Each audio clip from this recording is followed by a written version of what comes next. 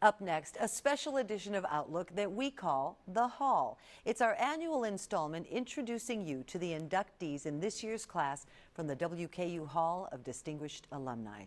Every year, 3 individuals are inducted, and this year we feature an interesting class of trailblazers and pioneers, an accomplished physicist who changed the world of science for women, in addition, a sports journalist who continues to navigate the voracious waters of the NFL, and then we have a professional athlete who's paying it forward to a brand new generation of golfers. A special edition of Outlook we call The Hall, coming your way next.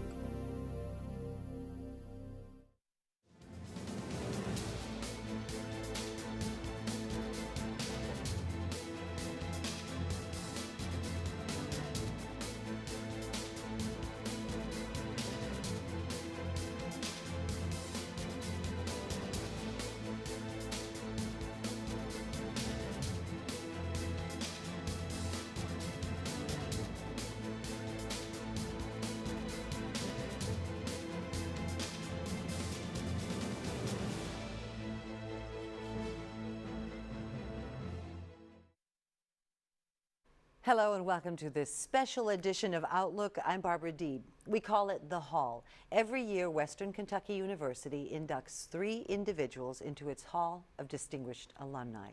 This year is no exception. We're going to give you a little bit more about each one of those inductees and a brief video to tell you their stories. But before we do that, we wanted to welcome to the studio Rick Dubose, who is the director of WKU's Alumni Association, to help give us a sense of who's being inducted. Thanks for being here, Rick. Thank you, Barb. Always good to be here. Now, these inductions are done by committee, if you will. They are. It's quite a process, and it's selected by the board of directors of the WKU Alumni Association. We have a lot of people working on it, a lot of people giving us suggestions over the year, and then we have a committee that draws from the community, it draws from the university, and it draws from Alumni Association board members, and they sit down and they look at a list of folks and they narrow it down to 15, and then those 15 are taken to the board of directors and this lively discussion, and we have several rounds of balloting and eventually pick our top 3. And the top 3 this year, we have a physicist, a sports journalist, and a professional athlete. We're going to start out our first video biography, if you will, talking about a man by the name of Thomas A. George III. Yeah, and Thomas, I knew him back when he was Tommy, but and you'll hear him referred to as Tommy in the video. In the video, so it's not just me. But he's a great guy, and his accomplishments are pretty amazing. You know, when you step back and take a look at it, all that he's done, and the pioneer that he's been in sports writing. Yeah, he's been a trendsetter, and certainly, you know, when it comes to breaking some color barriers, he was there too. He was there too. Let's take a look as we meet Thomas A. George III. In the often frenetic world of professional sports, Thomas A. George III has distinguished himself as a trailblazing journalist. For more than 3 decades, the Kentucky-born sports writer has documented more than 26 Super Bowls and scores of major sporting events across the globe. George is lauded for his ability to humanize the game and its players, a gift he attributes to his unwavering sense of purpose and a legacy of storytelling, handed down by his father and aunties Hattie, Ozetta, and Louise. He writes to tell the story of the person he's interviewing. He wants to be true to the person's testimony. And because of that, I think his genuine spirit touches the spirit of the person he's interviewing. And to me, that makes his writings masterful.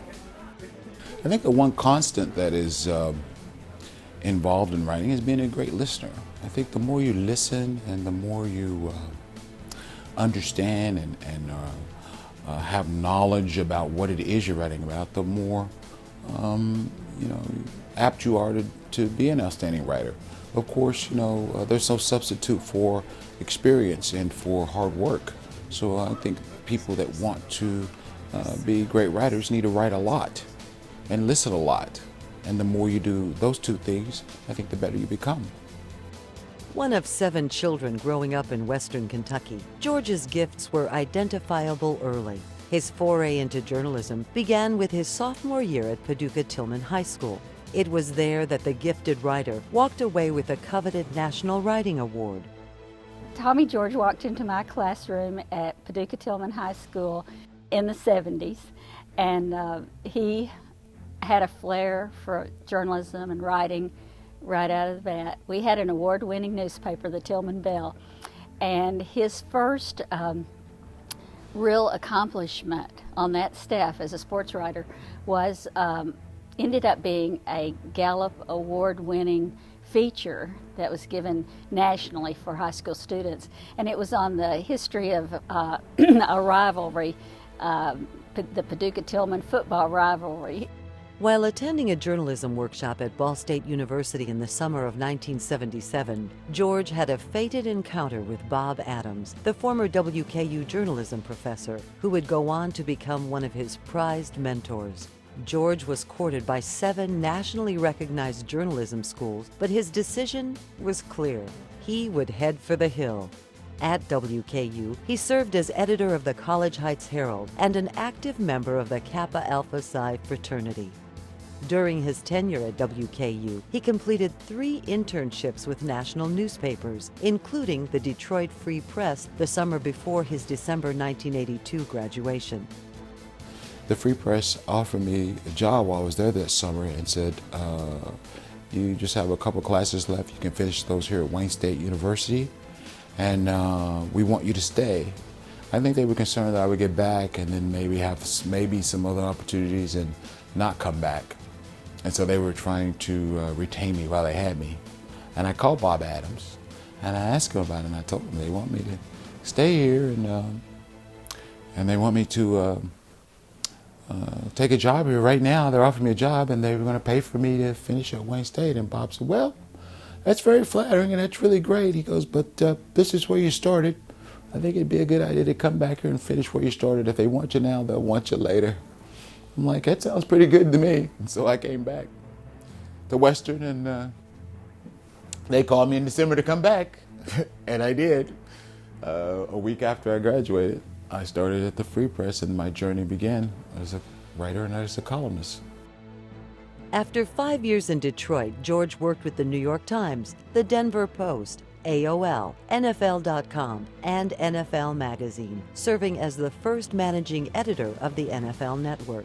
He has received the National Association of Black Journalists Sports Writer of the Year Award and the Sports Columnist of the Year in 2007 by the Colorado Free Press.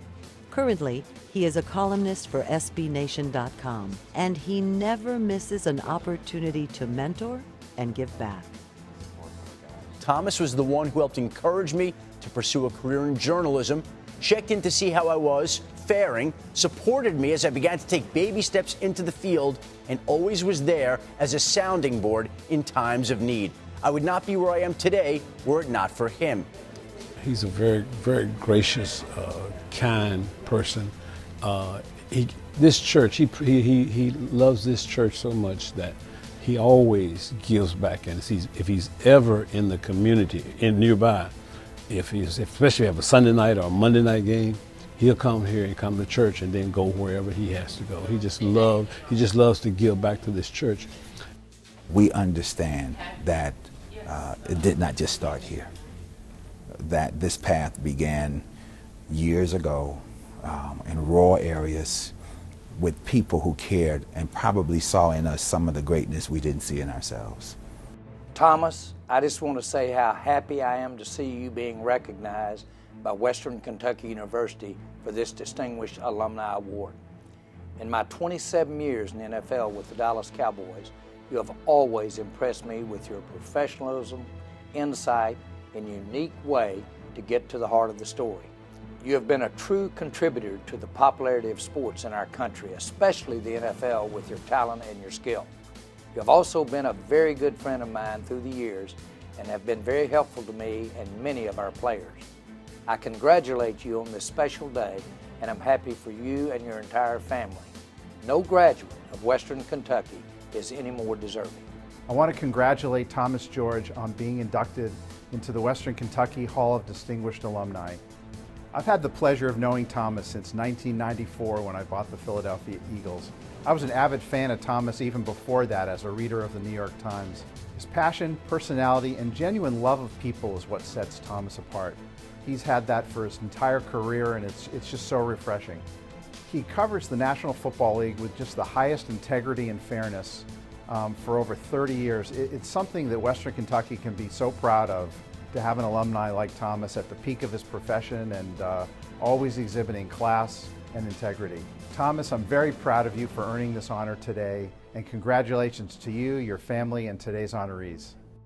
Never a ladder climber in his career, Thomas George III does not reside in pride, but rather he and his wife Tamara lived their lives with humility and gratitude, teaching their two young sons, Eli and Anthony IV, to live with a true sense of something greater than themselves. I don't think he saw his steps toward success in his field as competing with anyone, because I think he just knew that he was the best. So I think I sped and rode early in my career very hard, pushed myself in terms of the work and the schedule and the hours, as most young people do.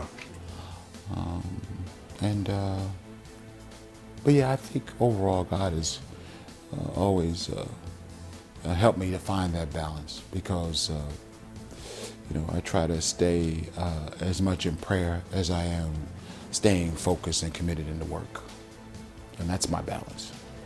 2015 Hall of Distinguished Alumni inductee Thomas A. George III. Thomas A. George III, the first of our three inductees into the WKU Hall of Distinguished Alumni. You're watching a special edition of Outlook we call The Hall. I'm Barbara Deeb. Rick DuBose is joining us. And what a great guy, Thomas George. That was Eli amazing. Manning. He is amazing. That was indeed Eli Manning. You don't recognize him without his helmet. Got to go into the New York Giants locker room, which was a real experience. The Dallas Cowboys owner. So Thomas George, great guy, great family. We're very excited that he's in the Hall. Over in McCracken County. There you go. He's come a long way. He's come a long way. Next, we're going to introduce you to a woman named Naomi McAfee. And she's, she's an interesting person, as they all are that go into the Hall of Distinguished Alumni. Another pioneer, the first woman to receive a physics degree from Western Kentucky University, and then was really a pioneer in the engineering field. Back when she was breaking in, there weren't many women engineers. Not at all. And then she broke into the corporate world at Westinghouse and stayed there, 38 years? 38 years. You're going to hear this story right now. Please meet Naomi McAfee. An unwitting agent of change, Naomi J McAfee helped to redefine a corporate culture and blaze the trail for women in the fields of science and engineering. With a penchant for math, an insatiable curiosity, and a devotion to duty, the first woman to graduate with a degree in physics from WKU, McAfee never let gender or naysayers stand in the way of solutions. She has this ability to shrug off difficulties. That's the main thing. And she faced a whole lot of them. Just to be able to go through school and get her degree in sort of a male-dominated world with something coming into our workforce required this ability to just persist and prevail. And she had that just as a built-in capability. And she never let it fluster her. Doesn't matter how hard the thing was, she just continued on very calmly and did it. Growing up in rural Kentucky, Naomi often passed time on the farm by taking apart the family's electronic devices with the understanding that they be put back the same way they were found. Her fascination with how things worked and infatuation with the famous chemist Madame Marie Curie cemented her desire to study science. Despite gender skepticism when she arrived at WKU, she settled in to study physics. I must admit, when I went up to the physics department and asked George Page if I could majoring in physics, that he said to me, "I don't think a girl can do it, but I'm willing to let you try." And he turned out later to be one of my strongest advocates. So if you're thrown a challenge, you really ought to accept it. We were more like a family. If you had a lab project, we did the project. Typically, the guys did all the legwork, hard stuff, and I did the analysis. But it was more a team or a family than anything else. If it had been a bigger department, who knows? As one of 4 physics majors in her 1956 graduating class, McAfee was offered an entry-level position as a junior engineer in the male-dominated workforce of the Westinghouse Defense Center in Baltimore, Maryland. But as Naomi provided leadership and earned promotions in Baltimore, she blazed a trail that others followed. She was a major factor in the new Society of Women Engineers, serving as national president in the early 70s. And look at the torrent of female talent in engineering and the sciences today, and the large fraction of them who hold high positions. Talk about results. If you did your job and did it well, you would get rewarded for it, and things worked out. People would say, did you ask for promotions? The answer was no. When things came up, I would talk about ways that we could do those better and so forth, and then all of a sudden, guess what? So a lot of things that happen to people is being at the right spot at the right time with the right people, and maybe doing a little bit of planning. But most of it is just dumb luck. But if you plan, you know what to do with dumb luck when it shows up.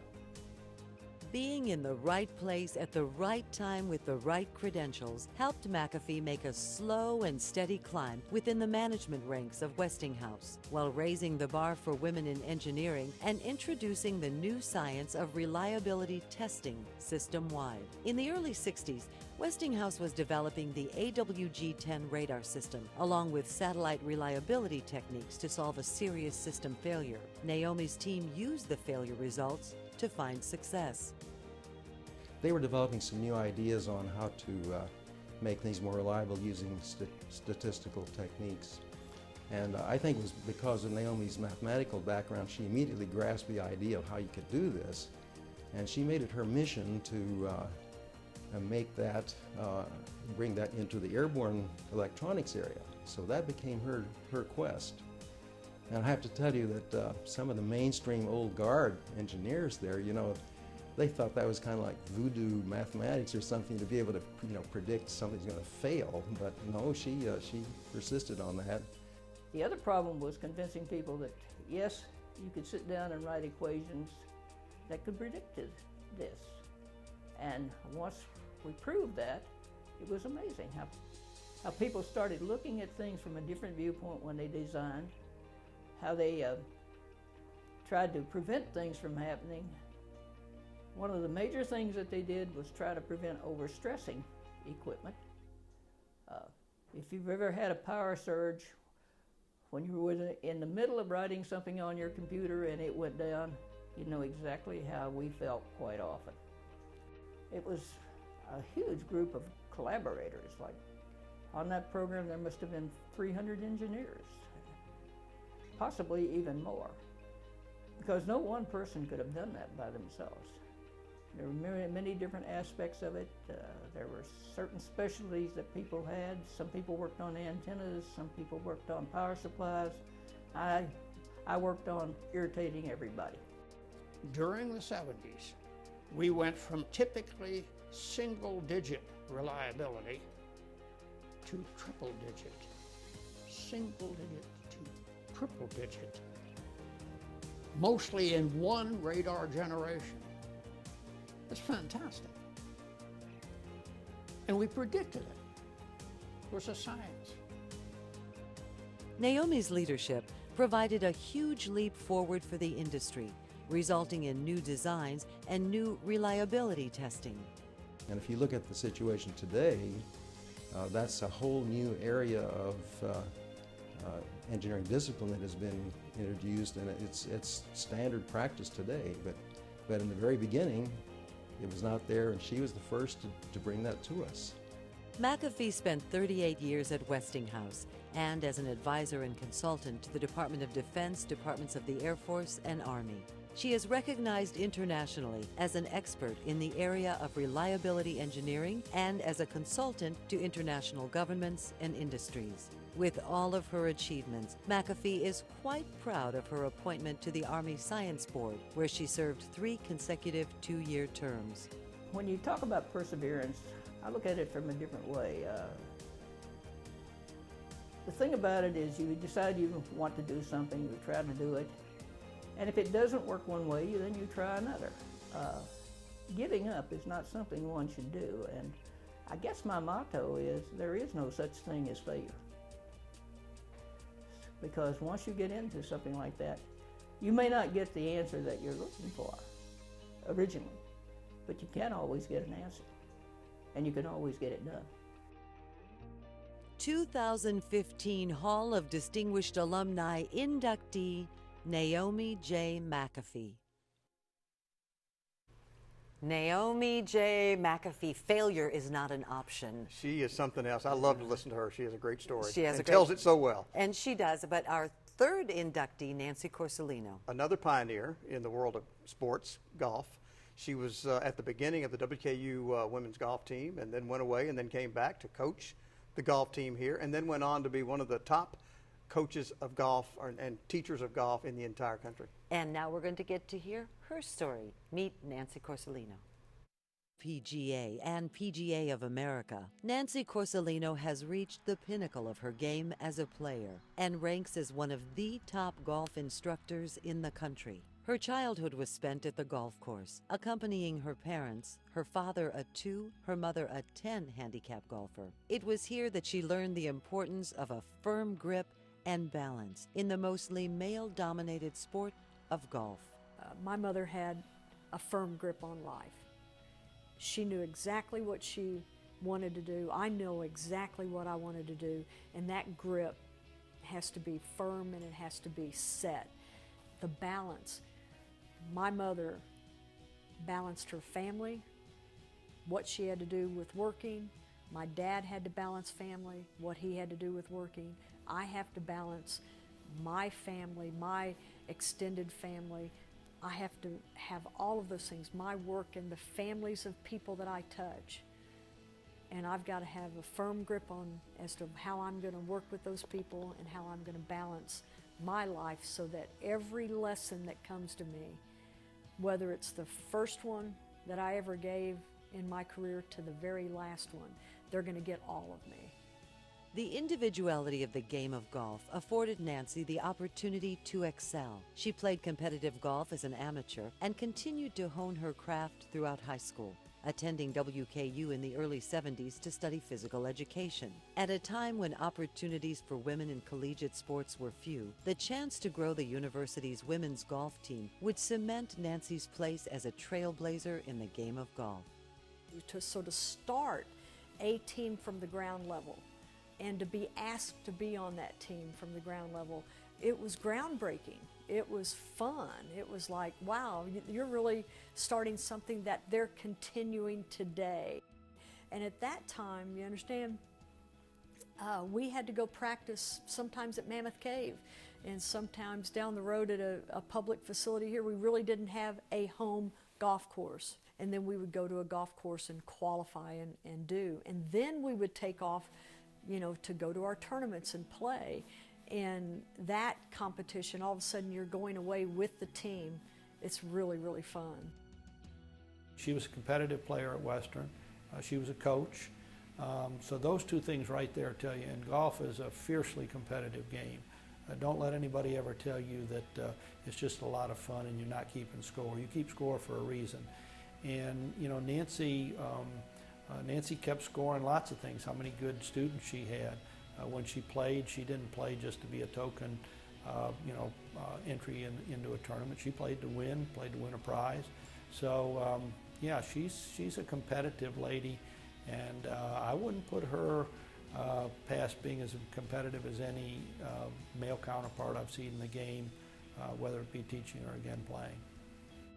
Nancy graduated from WKU and went on to Florida State University to work on a master's degree, where she began her career as an assistant coach and for a short time as interim head coach for the women's golf team there.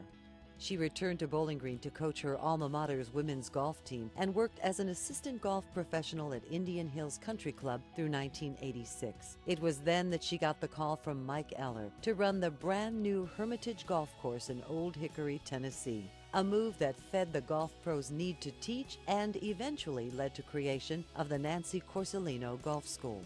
I think that Nancy had a good game as a professional. She was very, very accurate as a player, and actually got a chance to qualify for the Sara Lee one year. Got a spot to play, and but she played really well. Her natural gift though was really teaching. She had the desire, she had the spirit for it. I mean, she knew that once she was here doing what she did for several years, she knew that was her next step where she wanted to be, and she really worked hard for it, and she stayed hard for it.